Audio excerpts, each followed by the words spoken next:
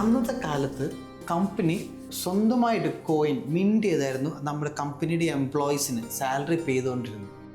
Study job അല്ലെങ്കിൽ ഒരു income generation ജോബും കുറവാണ്. ഒരു കമ്പനിയായിട്ട് ഫോം ചെയ്ത് അപ്പോഴേക്കും നമ്മൾ ജോലി ചെയ്ത് ഞാൻ സാലറി വാങ്ങിച്ച അല്ലെങ്കിൽ ലീവിന് പോയി കഴിഞ്ഞാൽ ഇതെല്ലാം തീർന്നാലേ ഞാനൊക്കെ തിരിച്ചു വരുള്ളൂ.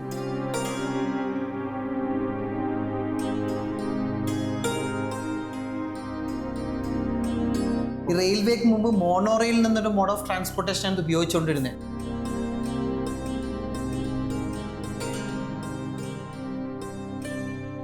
ചായ കുടിക്കുമ്പോൾ എപ്പോഴും ചിന്തിച്ചിട്ടുണ്ടോ ചായയുടെ ചരിത്രം?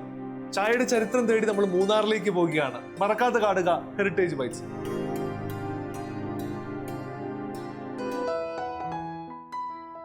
എന്താ ചേച്ചി സമ്മാനിക്കുന്നത്? ഇടിഞ്ചക്കത്തോരനാണ് ഉണ്ടാക്കുന്നത്. ഇടിഞ്ചക്കത്തോരൻ. അതെ. ഓക്കെ.